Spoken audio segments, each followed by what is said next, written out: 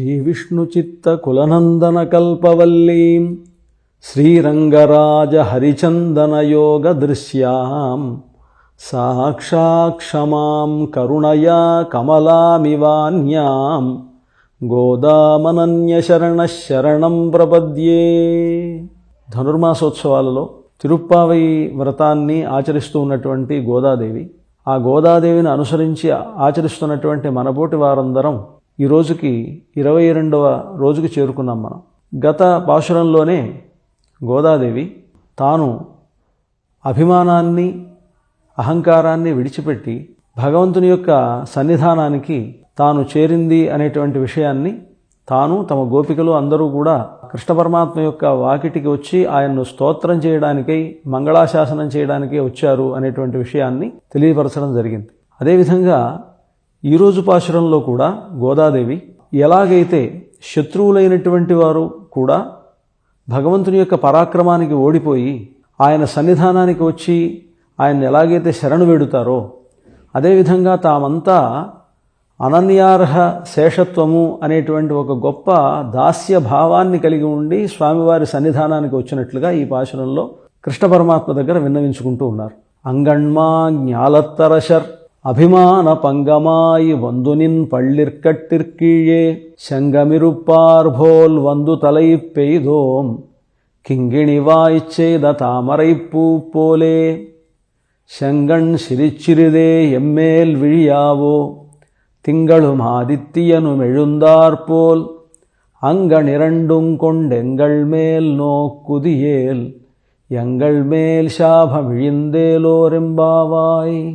ఆండాళమ్మ వారు చెప్తూ ఉన్నారు, ఓ స్వామి కృష్ణ పరమాత్మ, నీ యొక్క సన్నిధానానికి మేము అనన్యార్హ శేషత్వ భావనతో వచ్చాము అని. ఇప్పుడు మనకి భక్తులుగా ఉండేటువంటి వారికి తప్పనిసరిగా కావలసినటువంటి ఒక ప్రత్యేకమైనటువంటి రీతి ఒకటి ఉంటుంది.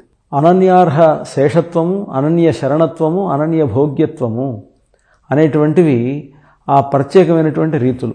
మనం స్వామివారి దగ్గరికి వెళ్ళి ఆశ్రయించిన తర్వాత ఆయన తప్ప మనకింకెవరూ రక్షకులు కారు, ఆయనయే మనకు కావలసినటువంటి అన్ని ఫలములను ప్రసాదిస్తాడు.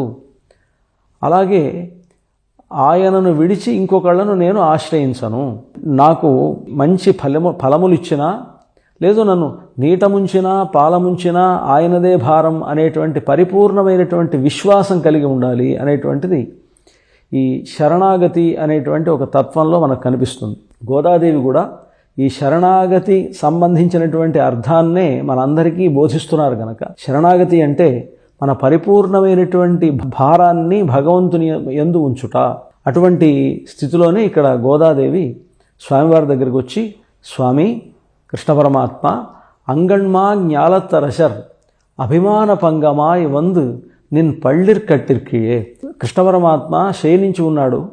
ఆ శయనించి ఉన్నటువంటి హంసతూలికా తల్పం దగ్గరికి ఈ తాము ఓడిపోయినటువంటి రాజులంతా కూడా భగవంతుని యొక్క పరాక్రమానికి ఓడిపోయి ఆయనకు దాసానుదాసులైపోదాము అని వచ్చినటువంటి అంగణ్ మాజ్ఞాలత్తరశర్. అంగణ్ అంటే అందమైనటువంటి, మాజ్ఞాలత్ ఈ ప్రపంచములో ఉండేటువంటి ఈ భూమిలో అందమైనటువంటి ఈ భూమిలో ఉండేటువంటి మాజ్ఞాలత్ అరశర్. అక్కడక్కడ ఆయా భాగములను పరిపాలించేటువంటి రాజులంతా కూడా అభిమాన పంగమాయ్ వాళ్లకు ఉండేటువంటి అభిమానాన్ని పోగొట్టుకొని, అంటే అభిమానం అనేటువంటిది అంటే ఏమిటి, నేను చాలా గొప్పవాణ్ణి అనుకోవడం అభిమానం.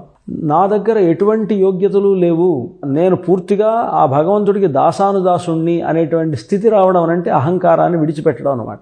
కనుక ఇక్కడ అభిమాన భంగమాయి వాళ్లకు ఉండేటువంటి అహంకారములని కూడా భంగమైపోయి నిన్ పళ్ళిర్కట్టిర్కీഴే, స్వామి నీ యొక్క పళ్ళిర్కట్టిర్కే, నీవు పడుకొని ఉన్నటువంటి పళ్ళిర్కట్టిర్కీഴే, నువ్వు పడుకొని ఉన్నటువంటి ఆ మంచపు కోళ్ల కింద అన్నమాట. పళ్ళిర్కట్టిర్కీഴే శంగమిరుప్పార్భోల్, రాజులైనటువంటి వారు అక్కడ సంఘములుగా కొలువు తీరి ఉన్నారు.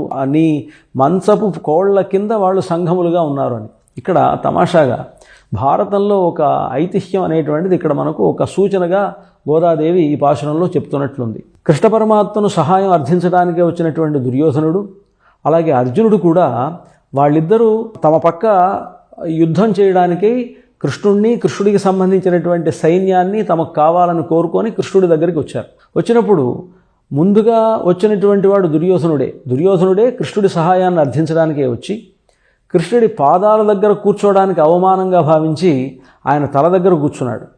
దుర్యోధనుడు వచ్చిన తర్వాత వచ్చినటువంటి అర్జునుడు తనకు ఎటువంటి అభిమానము లేదు, కృష్ణుడిని సహాయం అర్థించడానికి వచ్చాడు కనుక తాను కృష్ణుడి పాదాల దగ్గరే కూర్చున్నాడు. అప్పుడు కృష్ణుడు కళ్ళు తెరిచి చూడగానే తన పాదాల దగ్గర ఉన్నటువంటి అర్జునుడిని ముందుగా చూసి ఆయన పలకరించాడు. తన తల దగ్గర కూర్చున్నటువంటి దుర్యోధనుడిని తర్వాత గమనించాడు. వారిద్దరికీ కూడా వాళ్ళు ఏదైతే కోరుకున్నారో ఆ కోరుకున్నటువంటి వాటిని వారికి ప్రసాదించాడు కృష్ణ పరమాత్మ. దుర్యోధనుడేమో కృష్ణుడి వంటి పరాక్రమం కలిగినటువంటి అతని దగ్గర ఉన్నటువంటి కొన్ని అక్షోహిణీల సైన్యాన్ని తనకు సహాయంగా కోరాడు. ఆయన కోరినటువంటి దాన్ని కృష్ణుడు ఆయనకు ప్రసాదించాడు. అదేవిధంగా అర్జునుడు అన్నాడు, నువ్వు ఆయుధం పట్టుకోకపోయినా, నా తరఫున యుద్ధం చేయకపోయినా, కేవలం సలహాలు ఇస్తూ నా వైపు ఉంటే చాలు, నా పక్కన నిలబడితే చాలు, నాకు అదే పెద్ద గొప్ప వరం అనుకున్నాడు అర్జునుడు. కనుక ఆయనకు కావాల్సింది అర్జునుడికి ప్రసాదించి అర్జునుడు యుద్ధం చేసినంత కాలము ఆయనతోనే ఆయన పక్కనే నిలుచొని ఉండి అర్జునుడికి విజయాన్ని చేకూర్చాడు కృష్ణ పరమాత్మ.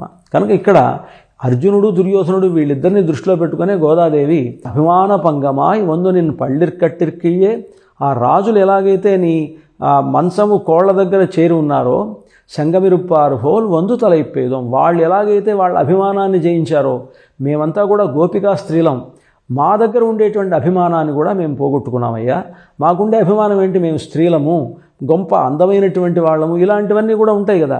ఇలాంటి అభిమానం అంతా పోగొట్టుకొని మేము నీకు దాసానుదాసులము అనేటువంటి భావనతో నీ దగ్గరకు వచ్చి చేరాం. వందు తలైప్పేదోం కింగిణి వాయిచ్చేద తామరైపూ పోలే. కింగిణి వాయిచ్చేద ఎట్లా అంటే నీ కళ్ళు తెరిచేటప్పుడు కళ్ళు ఎలా ఉంటాయంటే కింగిణి అంటారు. కింకిణి అంటే పాదాలకు డ్యాన్స్ చేసేవాళ్ళు, నృత్యం చేసేవాళ్ళు పాదాలకు కట్టుకునేటువంటి గజ్జలు ఉంటాయి. ఆ గజ్జల యొక్క మధ్యలో ఉండేటువంటి కణుపులుగా ఉండేటువంటివి కొంచెం ఇలా తెరిచి తెరవనటువంటి లాగా ఉంటాయి, లోపల గల్లు గల్లుమంటూ శబ్దం చేయడానికి లోపల రాళ్ళులాగా ఉంటాయి. అలాగా ఆ కింగిణి వాయిచ్చేదా, అలాగా తెరుచుకోకుండా ఉన్నటువంటి ఆ గజ్జలలో ఉండేటువంటి గుళ్ళలాగా కింగిణి వాయిచ్చేద తామరై పువ్వు పోలే, అలాగే తామర పుష్పంలాగా శంగణ్ సిరిచ్చిరిదే, నీ ఎర్రనైనటువంటి నేత్రములను సిరిచ్చిరిదే కొంచెంగా శంగణ్ సిరిచ్చిరిదే కింగిణి వాయిచ్చేద తామరై పువ్వు పోలే శంగణ్ సిరిచ్చిరిదే ఎమ్మేలు వీళ్ళావో, కొంచెంగా నీ యొక్క చూపులను ఎర్రనైనటువంటి ఆ తామరల వంటి కన్నుల నుండి నా పైన ప్రసరింపజేయవయ్యా, నీ యొక్క కటాక్షాన్ని మా యందు ప్రసరింపజేయి. ఎమ్మేలు వీళ్ళావో తింగళం ఆదిత్యేను మెഴുந்தாర్పోల్. అయితే ఆ చూపులు ఎలా ఉండాలి అని అంటే తింగళం ఆదిత్యేను మెഴുந்தாర్పోల్, చంద్రుడు సూర్యుడు కూడా ఒక్కసారి ఉదయించినట్లుగా అనమాట. అనుకూలమైనటువంటి స్థితిలో మేము నీ దగ్గరకు వస్తున్నాం కనుక అనుకూలమైనటువంటి మమ్మ అనుగ్రహించడానికి చంద్రుని వంటి చల్లని చూపులు మా యందు ఉండాలి. మా మీద ఉండేటువంటి పాపాలన్నీ పోవడానికి సూర్యుని చూపులు లాంటి తీక్ష్ణమైనటువంటి కాంతితోటి మా మీద ఉండేటువంటి పాపాలన్నింటినీ కూడా దహించి వేయాలి. కనుక తింగళం ఆదిత్యేను మెഴുந்தாర్పోల్, చంద్రుడు సూర్యుడు కూడా ఉదయించినట్లుగా తింగళం ఆదిత్యేను మెഴുந்தாర్పోల్ శంగణ్ సిరిచ్చిరిదే ఎమ్మేల్ విழிయావో తింగళం ఆదిత్యేను మెഴുந்தாర్పోల్ అంగణిరండుం కొండెంగళ్ మేల్ నోక్కుదియేల్. ఆ యొక్క కటాక్షాన్ని ఎంగళ్ మేల్ నోక్కుదియేల్ మా ఎందు గనుక ప్రసరింపజేసినట్లయితే ఎంగళ్ మేల్ శాపమిళ్ళందు, మా మీద ఉండేటువంటి శాపం పాపం ఏదైతే ఉన్నదో ఆ పాపం అంతా కూడా తొలగిపోతుంది. మేమంతా కూడా చల్లగా నీ యొక్క కరుణతోటి ఆనందంగా ఉంటాము, నీ యొక్క అనుగ్రహం కోసమే నీ దగ్గరికి వచ్చి చేరాము అని ఈ పాశురంలో గోదాదేవి గోపికలతో పాటు కృష్ణ పరమాత్మను వచ్చి ప్రార్థించారు. స్వోచ్ఛిష్ట మాలికాబంధ గంధబంధుర జిష్ణవే విష్ణుచిత్త తనూజాయై గోదాయై నిత్యమంగళం.